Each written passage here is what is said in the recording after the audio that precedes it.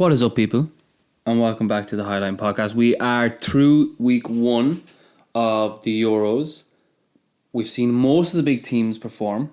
We have Portugal tomorrow still to come, and that will be the end of the group stages. A lot of opinions have been formed. A lot of right predictions on our half. We're going to go into that further down the line. But I want to start with the obvious question. Who impressed you the most so far? First of all, I want to say the Euros have been great. Yeah. I've really enjoyed them. There's goals. Bar, of course, England had to go and ruin the goal streak with boring enough game, but we'll get on to them later. Mm-hmm. I loved Germany. You loved Germany? Absolutely loved Made a statement Germany's against performance. Scotland. Absolutely loved their performance. I loved the way their team was set up. I think... Talk to me about the setup. Well, it's just that front three were just incredible. Havertz, Wirtz, Musiala. And it's just them two, right? And then they had the fullbacks, Kimmich, and then I'm going to be real with you. I don't know his name, but he plays Stuttgart, playing left back, and they held the width superbly. And the other two played nearly as inverted two, like split tens, with Havertz kind of roaming around as well. But he stayed more so as a striker, and it was just Gundogan was pulling strings in there as well. And Gundogan is such a clever player. And then you just have the maestro, that's Toni Kroos, who was just playing passes in behind. And that was what caught me most about Germany was just in between the lines. Kroos splitting I felt they had the balance. I think exactly. That's what some teams that we've watched, which we'll touch on later in the week in midfield, they lack balance. Germany had that balance down to a T. Absolutely. And when you have Musiala and Wirtz there, they are two of the biggest talents, not in Germany, but in world football. And you have the two of them bouncing off each other. You can tell they love to play together. Havertz is reaping the rewards. Even Gundogan is reaping the rewards. Because you know from his time at City, he can make those late runs into the box. He's so influential there. And honestly, I can't speak highly enough of Toni Kroos. It's his last tournament in football. I think Germany are going to take some stopping. I really do. They really impressed me that much. And they had Ta and Rudiger at the back. Neuer may as well have had a sun chair out. He was at nothing. Rudiger and Ta did nothing either. But when they were called upon, they dealt with Scotland's, and now I'm going to say a threat. They dealt with Scotland's attacks. They were the full package for me. I think Nagelsmann, as a coach, you look at the coaches that are in this tournament, and I just see Nagelsmann as completely above all of them. Yeah. And Germany. They blew me away, honestly. And just with the aggression they come out with as well, they were so on the front foot. They didn't give Scotland a minute. And Scotland, I know they've had injuries, and even listening to Ali McCoist in commentary, he was trying to give them a couple of reasons here and there as to why they weren't up to it. And Graham Souness was critical of them as well, an absolute horror challenge as well, actually, for Scotland as well. Did you think Germany were that good, or did Scotland not show up? No, I think Germany didn't let them play. Didn't let them play. I don't think, because Scotland have great players. Like they have very very. Andy Robertson, obviously everyone knows. McTominay is there. They've John McGinn. Now I think Scotland were a bit naive in parts. Okay. I didn't like how Andy Robertson played. He was very high up. Yeah. He was very high, and I didn't like that. I just thought it was shooting yourselves in the foot. But I thought the aggression and the intensity that they started that game with, and the pressing, they didn't need to press Scotland as hard as they did, but it was almost as if they came out with a point to prove, and they were fired up for that game. It was at the Allianz, in front of the German crowd. They came and they put on a performance, and Germany have been hot and cold in tournaments since they won the World Cup. Yeah, definitely. You have to say that. And it's like they came out with a point to prove. They have the players, they have the setup, and most importantly, I think they have the coach. When I look at Nagelsmann and I look at all the other coaches around there, it's like Nagelsmann could be a coach at one of the top teams in Europe, and you wouldn't bat an eyelid. He was great at Bayern. He was hard done by at Bayern when Tuchel came in. I think they're a real force to be reckoned with, Germany. Look, we've discussed Germany, obviously a big hitter, and you talked about how much you really, really fancied them after looking at their opening game. As well though, because I just to ask you about Musiala. Yeah. Because he absolutely lit that stage up. He got the Man of the Match award, thoroughly deserved it as well. You're a massive fan of him. I have him on the level of Bellingham in terms of excitement as a young player. People forget how young he is because he is kind of a name you've heard for quite a while now, especially kind of because he obviously had the whole press of when he came. He was an England young player, and in the end chose Germany. He was incredible. I thought he was great in the Champions League campaign. I thought he's just a danger. He's one of those nuisances. He reminds me, and I'm not saying he's at a level of Musiala at all. It just reminds me of when Garnacho came through. Direct. Yeah. Just absolutely direct. Remind me when Ronaldo came to United. Not always nailing it. But he is, as a fullback, you would absolutely despise playing against Musiala. And I mean, what he does is as well, he will occupy not just the fullback, he'll occupy that side of centre back. So they're just constantly worried about what he's going to do when he gets the ball, and that just creates that space, dead space in behind those two at the back line. Because he causes such problems to that back line. I mean, I think he'll be a difference maker in huge games. I think he's that impressive. I think he's that Mbappe decision maker in games. I think he is that player, and he's alongside Wirtz, who's obviously come through hugely this season at Leverkusen. And he is so good as well. I mean, I think he has that level of impact on a game. I really do. No, I wholeheartedly agree with that. What I'm talking about is the balance as well. So you have, because Wirtz and Musiala especially, they're reasonably young players, kind of still on the up, but you have that heavy experience behind them in Kroos and Gundogan. Yeah. Whereas I feel when we look forward to kind of some of their challengers, for example, like England, one of the favourites, in that midfield especially, talent in bundles, but in terms of experience in these biggest moments. I thought Bellingham was the best player on the pitch, so I'm not even relaying to him, but I'm talking about Rice as a lone six, and especially Trent. I mean, Trent's the big talking point. Of course. I thought he was okay. I thought he had good moments. I thought he had very naive moments that could have cost them. Overall, I was disappointed. Really disappointed with England. Like, when you tell me their front three is Saka, Harry Kane and Foden, I don't remember a whole lot of what they did. I remember Saka taking it to the byline. Thought Saka was decent. Yeah. Thought Saka took it to the byline once and found... Got the assist. Yeah, got the assist. He had the full back on toast. Yeah, he had moments. I can't get over how much England neglected the left side. I can understand why it was neglected, even if it wasn't purposely. It's easy defending against. Easy defence against. They had two players out on the left that don't want to be on the left. Trippier and Foden.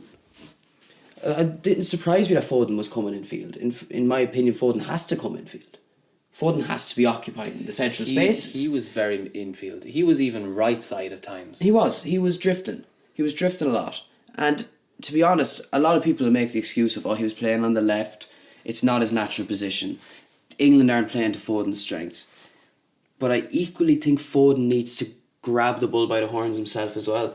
I think he got the ball in central areas and he didn't do enough of them. There was a couple of instances there where he was giving away cheap balls. And you've got to call a spade there. And I love watching Phil Foden play. Phil Foden is a difference maker. Phil Foden is one of the best talents on this planet. Phil Foden has the potential to be a absolute star in the game. He already is a star in the game. But in an England shirt, he has done next to nothing. Positionally, you can say, okay, he's not playing in his best position.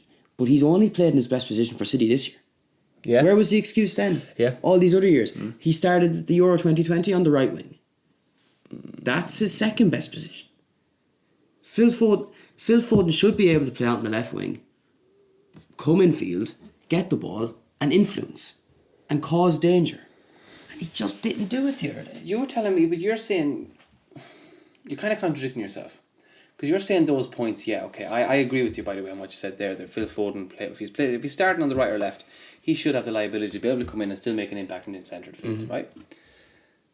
But when we were watching the game, you made a very different point. You said, you know what you do, just drop Bellingham back into 8 and put Phil Foden in the centre where he wants to be. Yeah. Do you not think you're hindering then Bellingham, who was man of the match undeniably, in my opinion, that day, playing in the 10 where his preferred position is? I don't know if dropping Bellingham back the answer. I really don't. Especially if you're going to drop Bellingham back in the group stage and then he gets used to playing that way against not incredible opposition. You get France in round 16, you're up against Kante there. You get run rings around. I believe it. I don't think Bellingham is good enough in the 8. Ooh. Against the top teams. Rice will be isolated. Very, very isolated. Bellingham will lose himself. He loves running into the box late. Foden will be either the one hitting it in or it'll be outskirts of the box. And it will be Rice on his own.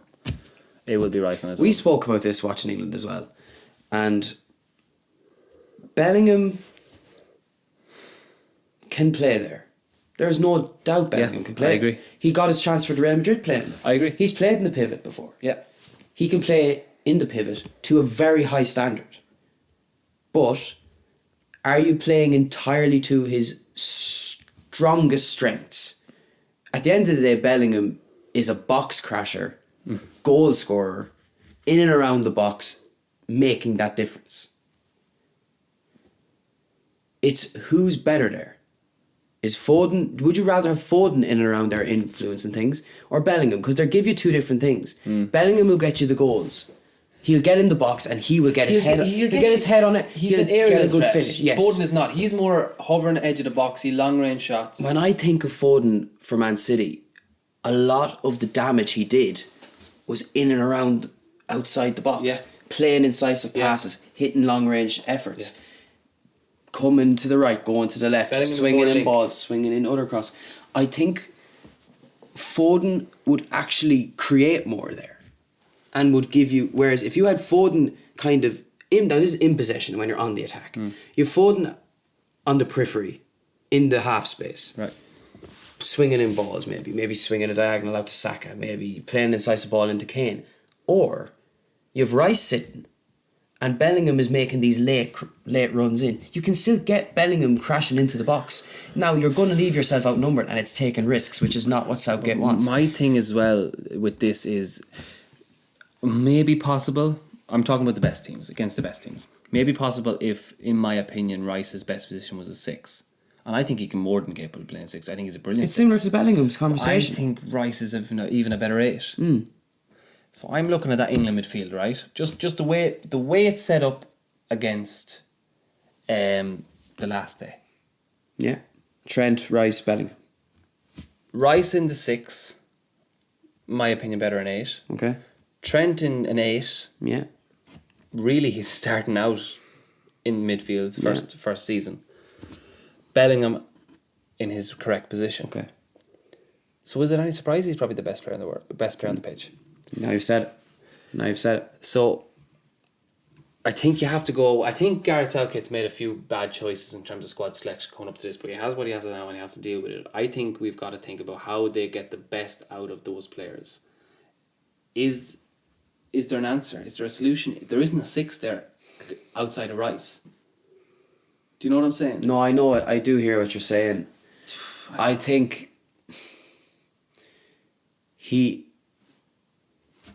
wrap it up. Get the next win. Get yourself 6 points. And to be honest, for that third group game, I'd play Bellingham, Rice, Foden in the 10. And I'd try it. And if it works, that's money there. That's your money there. Play Anthony Gordon out on the left. Play a left winger, left wing. England lacked so much in behind on that left hand side. They need a natural left player. If you have a left winger out there with Luke Shaw, you change everything. It changes everything. They were so predictable.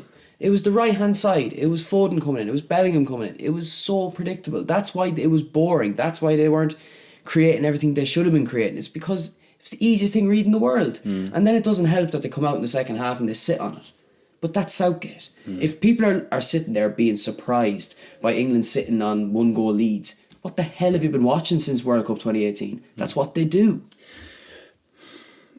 If Gareth Southgate wants to win a tournament, he's got to start taking risks. And he's got to start making the ballsy choices. And in my opinion, the ballsy choice is playing Foden in the 10 and putting Bellingham and Rice in a midfield pivot. Because Rice has played the pivot before and Bellingham has played the pivot before. And they've done it both to a high enough standard that they should be able to play at a high level. So what's the issue My here? thing is, right, I don't know how much you're going to find out in that third group game, right? They have a big test next against Denmark, Yeah, okay? for sure. And then you're thinking of doing this experiment against Slovenia. Yeah. Where they'll probably be fine. Yeah, They won't be tested. fine. They'll go into the next game, and this is just my opinion on the manager. I don't think you're wrong, but this is my opinion on Southgate. If he did go down your route, he'll go into the next game, he'll get Holland or someone in the round of 16, and he'll shit the cacks, and he'll go back to the old way. To protect his backline, as he always does. Yeah. It's back when he had all the talent and played Calvin Phillips alongside Rice consistently. I'm not saying he did wrong, but it's how he plays. He is protective first. He is a Fred McTominay manager. That's what he is. No matter how much talent he has around, he is a Fred McTominay manager, Pogba on the left wing. That's what he is. Does he start Trent again in midfield? What way is he playing this now? Yeah, he will. Do you think he's going to persist with that?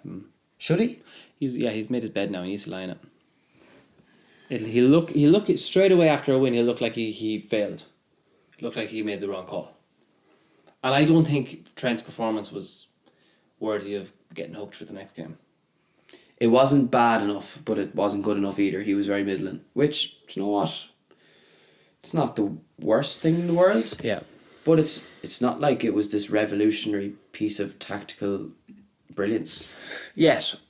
I think Trent knew also the pressure was on him and all eyes were on him. Like it's big enough that he was never really picked for England at right back, no matter how many right backs there was. And he's finally picked and he's put in midfield, and everyone's discussing that it's not the right call. Basically, pretty much everyone on all the biggest media platforms has said it's probably not the right call. And he knows that, and he is, I don't think, played too bad a game considering. Here's a question for you though, and this has been kind of racking my brain a bit just over the course of this initial start to the tournament, and all the pundits saying Trent should be playing in midfield or should be. Mostly shouldn't. Mostly shouldn't, and I'm one of those. I don't think Trent should play in midfield. Trent is a amazing talent. He is one in a million at what he does. He has been one of, if not the best right back in the league for the last however many years. Yeah. He's revolutionised the position at Liverpool. Yeah.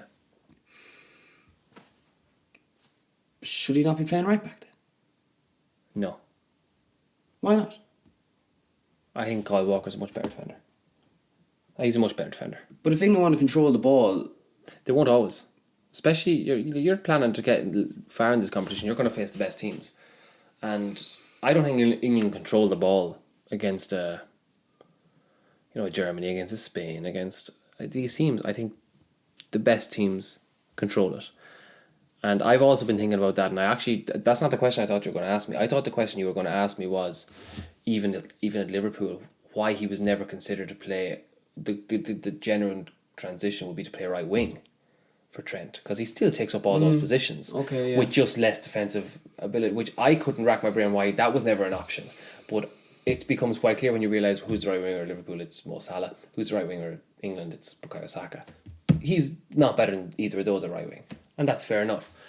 So I get that point, but I think... But I don't get the defensive point either, because it's not like Jurgen Klopp changes Trent out of right back when he's coming up against the best teams. Trent is coming up against the best left wingers in football most weeks. He's gone to Champions League finals and semi-finals coming up against the best. But Jamie... And he's been trusted there and Liverpool have won titles.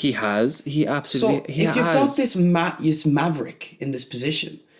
I think he has such a fatal flaw. I can't pinpoint, I don't pinpoint moments, but in the past half a decade, he has been the cause of so many goals because of his... Yeah. He is a really mediocre defender. Even I think... But is there not more better moments than bad moments? Is the positive not outweigh the negative in terms of what he gives you? What I would look at that is, I would say, rather than the way you're looking at it as a positive outweighing negative, there's so much positive, but there's so much negative. I would try and minimise the negative. This is why I'm an advocate of him trying in midfield. I think he should try and play midfield. Trying to reduce the negative. So take him away from the back line, essentially, is what you're doing, step number one. So last line of defence, out of right back, you're taking him away from that. So at times, I know he gets cover from Kanate or Matip, whoever is the right side of centre back. But at times when they're not able to cover, he is the last line. And if he's beaten, it's Allison left, or it's Pickford left. So take him out of there where he not only has one man covering him, he has two or three. He has Rice, who's in the 6, who can cover him in that as a 6, as a midfielder, if he does, which you've seen in the England game where he did make a mistake when he received his ball back to goal, which he will do. Yeah.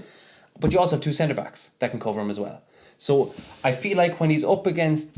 When his defensive frailties show, it's not a one-on-one situation. Like it can be when his defensive frailty show at right back. So my idea is, okay, is there any added benefit of putting him into midfield?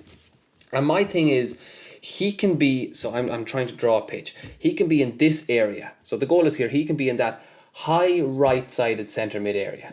Prime for him crossing, without having to think of the left wingers on the halfway line ready to absolutely pounce here. Does that make sense? It does, but to me, it makes sense. It makes sense, but then I'm thinking, yes, when he was at Liverpool, he had, like, say, Jordan Henderson covering for him, and then Konate. But at England, he has John Stones, one of the best defenders in the Premier League, and Declan Rice can just sit back now because Trent is forward. There's no need for Rice, and Rice is more than capable of covering that space and defending as well. So I'm kind of struggling to... Does that even make more sense than at England, that he plays in midfield? No, it makes more sense he plays right back. No, not at all. He has a better midfielder to cover him, and he has better defenders to cover him. And there's a right back at England already, which isn't the case at Liverpool. There's a right back at England who is better than him. Kyle Walker is astonishingly better defender than him. Like, it's not even close. So you're getting the benefit of Walker's outrageous defensive ability in his pace. Let's be real. So if he comes up against an Mbappe, he's not just shot. You have that incredible ability, but you're also getting those nuggets of brilliance from Trent. Like, for example, there was a shot. I know it was straight at him in the end, but it was just one of those shots that not everyone can do. And I know it wasn't his best game at the last day, and I'd never expected it to be. But he has those moments. He has moments that other midfielders, such as Gallagher in his place, who seems to be second choice, doesn't. He doesn't have it. I think it's the correct choice to play him in midfield. It makes perfect sense to me. I completely get the point of it's a completely different position than right back. It's astonishingly more difficult, especially taking on the half turn. I think Gary Neville made the best point. The reason why players grow up and are right backs or full backs is because they're not good enough as a centre back or as a midfielder. There's a reason they're there. But at the highest level... I believe I said all this in October. You did, but I'm glad to see him given the chance. I think he can be good enough there. I just think he needs the chance consistently playing there. I really, really do. I'd love to see, actually, just off topic, I'd love to see Arne Slot come in and play him there. But I don't think it'll happen, because I don't think Liverpool have a good enough right back to cover. Does that make sense? But I think they have a good enough midfielder to cover Trent. So that's why I think... I feel like we're going to debate this until... Yeah. And I feel... And it's so tough on Trent as well, because I feel like even when we were watching the game... You're nearly waiting for him to do something wrong. Or right. Yeah. It's both. Like, I feel... Because obviously I want him to see what he's like there, and obviously you think it's a mistake. So when he did give the ball away stupidly on the half turn, your point was so valid that this is what I'm talking about. But when he did get the ball perfectly across to Foden on the left, I'm like...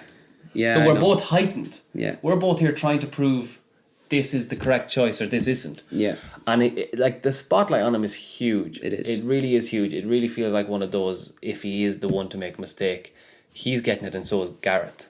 And it's not like it's a completely established team that he can come into and he can just slot into. It's a team that's still trying to find its... And you have to, way. you have to remember, this guy is not used to this. He's not used to playing midfield. So it is going to take time. I absolutely think, from what I've seen of his quality in the Premier League, I think he's good enough to play midfield. Without a doubt, shadow of a doubt, I think he's good enough to play midfield. It's just whether he can adapt quick enough to show it in this tournament. And I think it's a huge ask. And I think it's so interesting. Look, I think England are going to get it out of the group. So do you. They should. I think, like I said, Southgate is going to persist with this for the group stages. if he comes up against a Spain where it's a Rodri and a Pedri, where if you're not a midfielder, you got fucking found out. Yeah. It's so interesting to see what Gareth. Even if he comes up against France and Kante's clipping as heels. Yeah, I mean, they're just cream of the crop. Yeah, like you're looking at even the likes of Rabiot there, who when you look at Rabiot on paper, you're thinking, what's Rabiot doing in that team? Rabiot's not good enough. Rabiot's been playing centre midfield since he was 17 years old for PSG. Rabiot could find out Trent easily. But then I think Trent's better than Rabiot. This is... As a footballer, in the technical aspect of things, entirely, absolutely, every day of the week. But as a central midfield player, I'm taking Rabiot. It's just the reality of the situation. This is what we need to find out. Exactly, and it's going to take time. I'm not sure whether he has that much time in professional football. My opinion, I've said it a million times, don't fix what's not broken. He's an absolute maverick of a right back. Play him a right back. But for now, I'm sure as this tournament progresses, we're going to have more conversations like this. I think it's going to be a big talking point, to be honest with you. Look, I have to go through some of these games. Spain. Big win. Big win for Spain. Big win. I'm going to just throw one out. Spain, it was the first time since the 2008 Euro final. 2008 Euro final that Spain did not have the most possession in the game. They have had the most possession in every competitive game since 2008 Euros, and they still won 3-0. Change of mentality?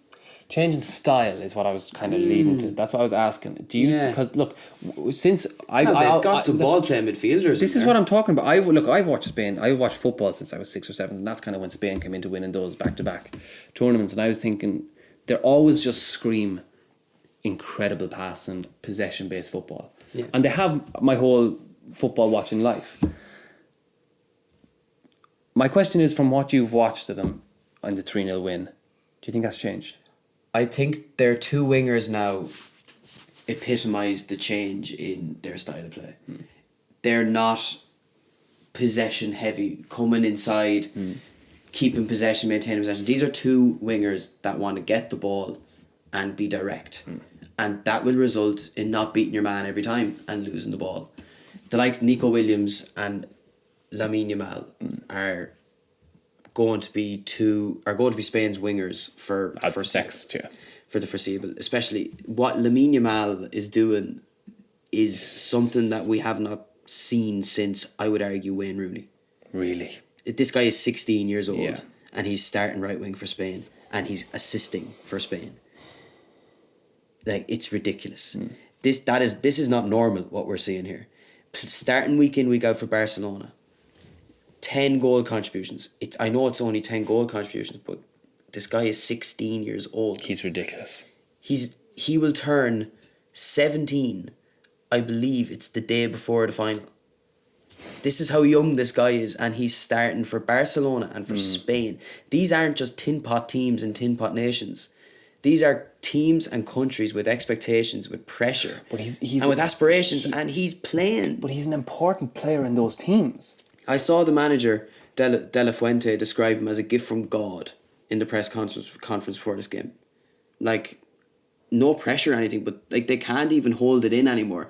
Like, usually when you've got a talent like this, you try and suppress the expectations, suppress the pressure. It's like this guy is like, I'm it. Yeah, honestly. Bring it on. He's fucking 16, man.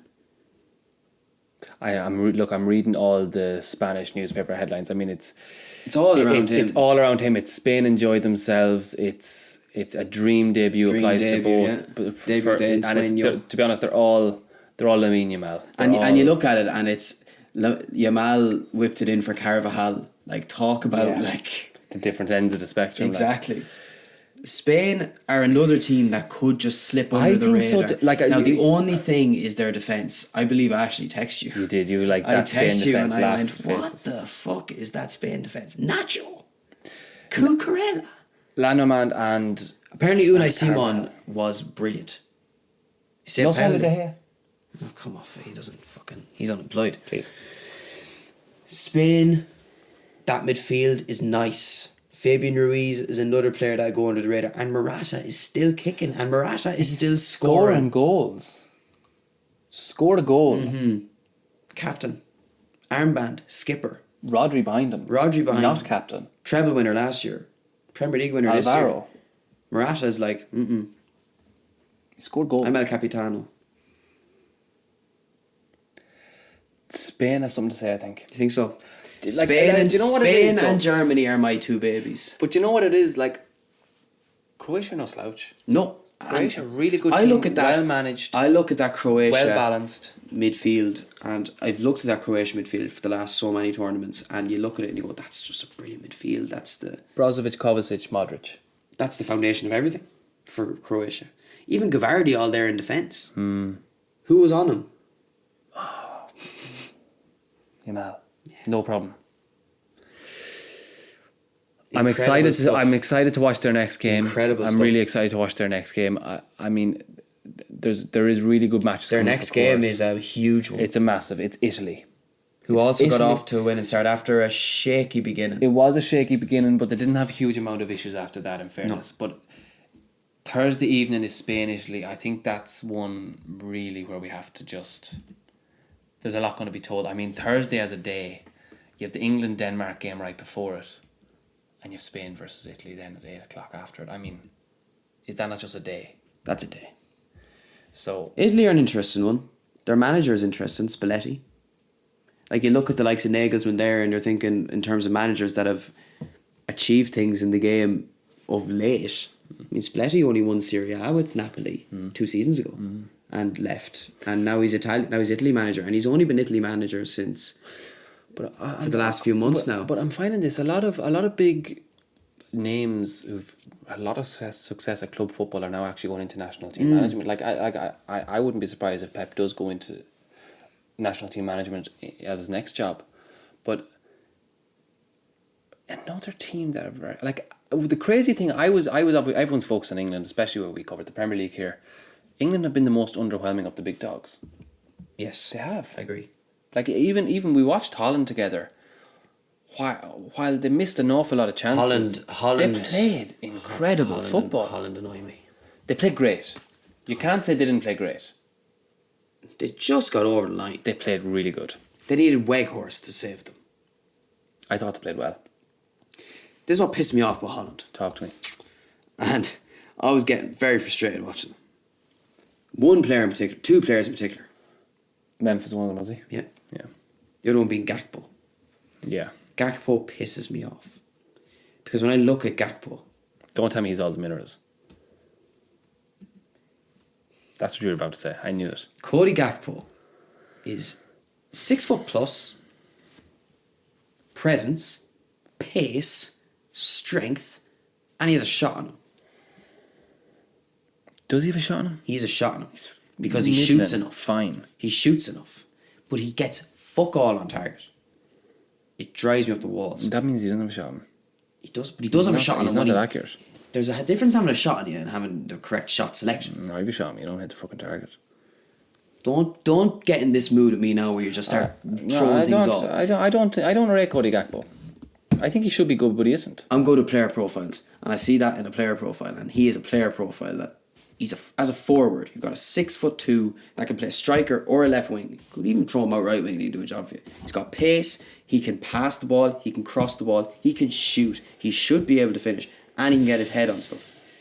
As a player, this is what... What does that even mean, he should be able to finish? He's not a good finisher. We've seen this. What do you mean he should be able to finish? He's a big guy. Santa's a big guy. He's not a good finisher. Are you listening to me here where I'm being frustrated with him and I'm pissed off at him? He's not a good finisher, like. But can you not, like, take into account, you look at him as a profile? As an athlete, yeah. But, like, I mean, Michael Jordan fits the bill as well. I thought he put at the back of the net. I don't like, I watch Gakpo. He's aesthetic to watch. I don't think he's that impactful. I think he's not. I don't think he's aesthetic to watch because of how he acts with the ball. Yeah, completely. This is my point. But like my point is that he should do more. He should do better. I don't think he has the capabilities to do better. But do you think he should be a better player? Yes. I absolutely think he should be a better player. I absolutely think. But maybe it's just he's not that great. I watched him when he did play for Liverpool. I never thought he was good. Every time he was brought on by Klopp in the hope to change the game, he actually made everything worse.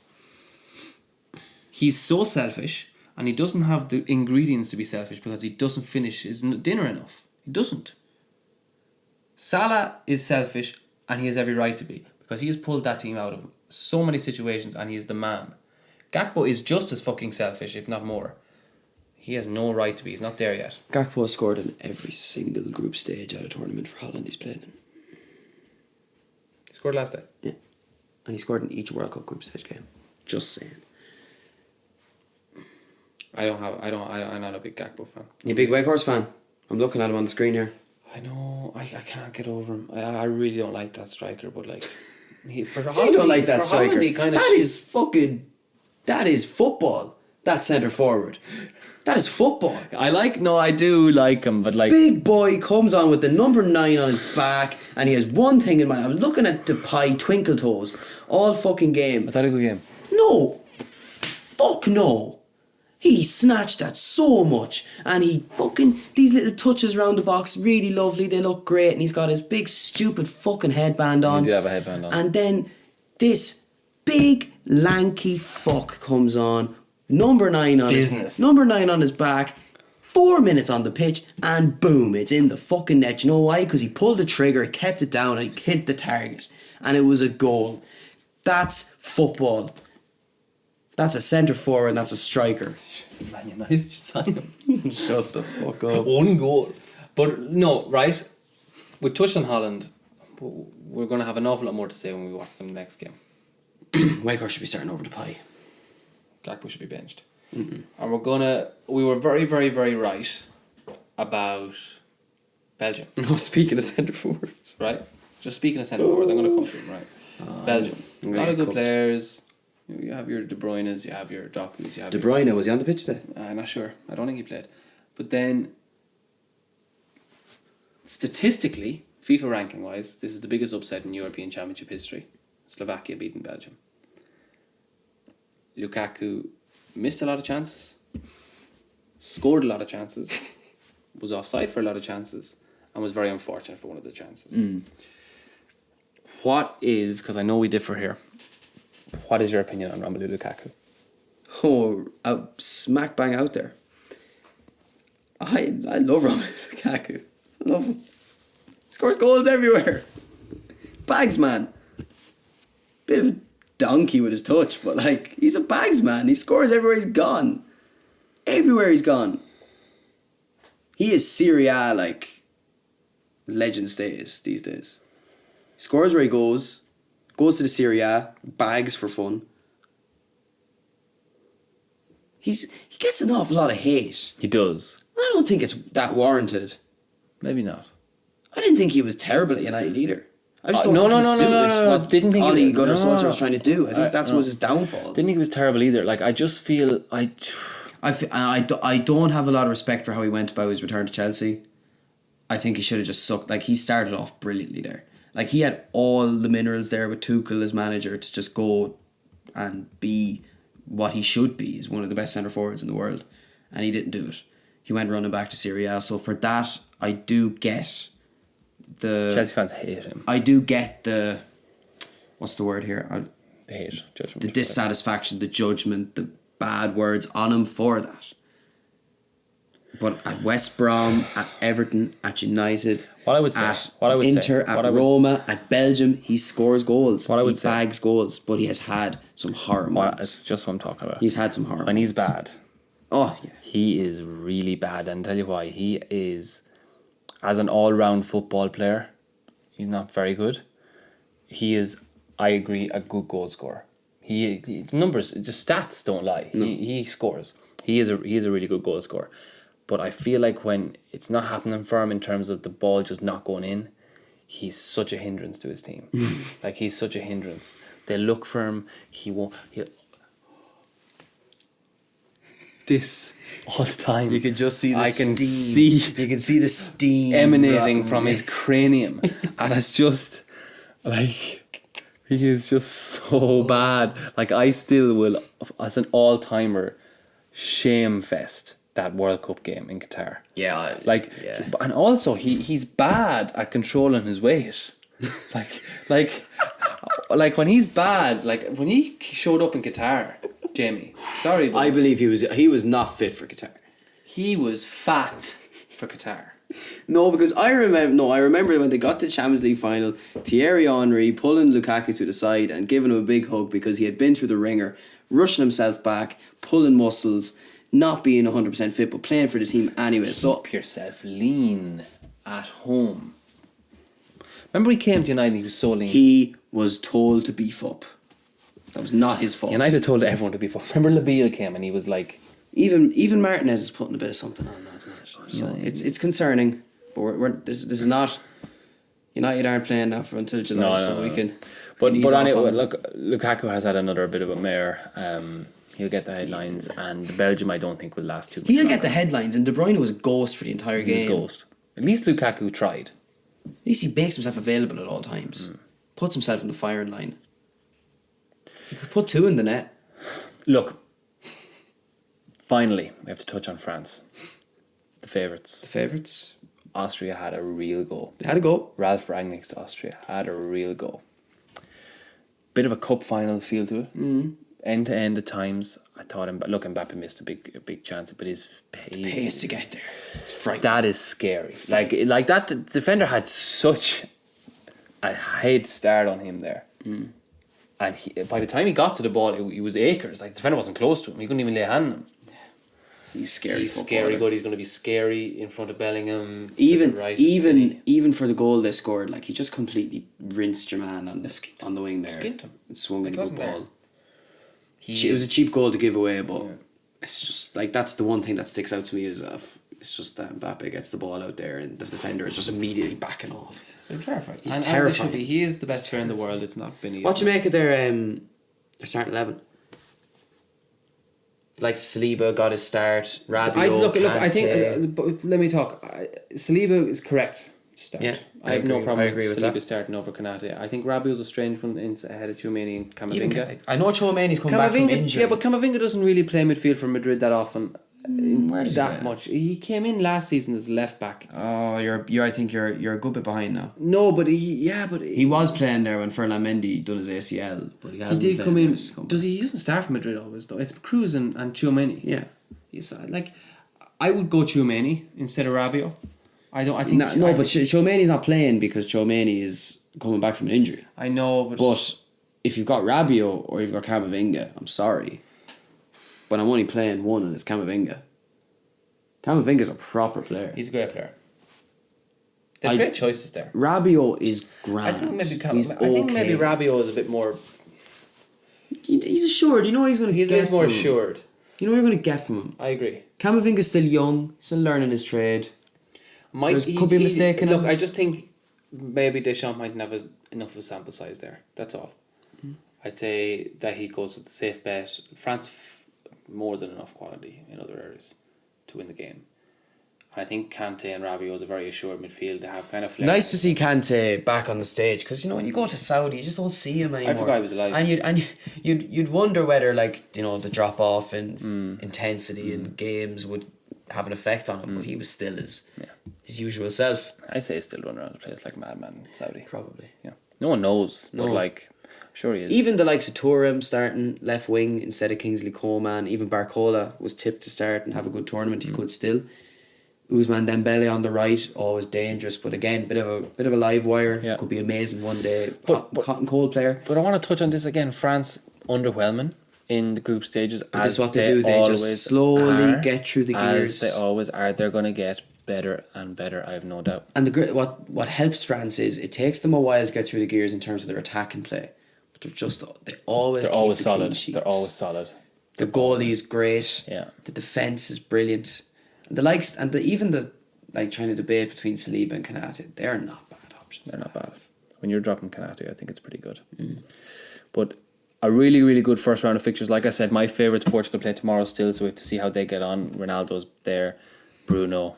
I think they have some just phenomenal. They've got really good options. They've got really good options. They've got really good. Do you know what they have? They have a lot of impactful players. Yeah. They have players that make a difference on a pitch. They have I think Bruno is such an impact player. Ronaldo needs no introduction. I mean, Then you've got João Felix, Rafael Leao. Joe Felix I wouldn't actually put in that bracket as good as he is, but I think he can have moments of brilliance. he can have moments of brilliance. Which at tournaments will always play in your favour. Yeah, I think. And you're actually leaving out one of the biggest ones there. Bernardo Silva. Yeah, no, I'm not leaving him out. I have absolutely And I all think of those I players think in my João head. Neves has a big tournament in him. You really liked him the last stage you watched him. My favourite to play tomorrow. I'm really excited to watch them. And I've loved the tournament so far, and I can't wait to come back here next week and talk about what we see. Absolutely. So guys, enjoy the rest of the Euros. We will recap what we see this time next week. See you then.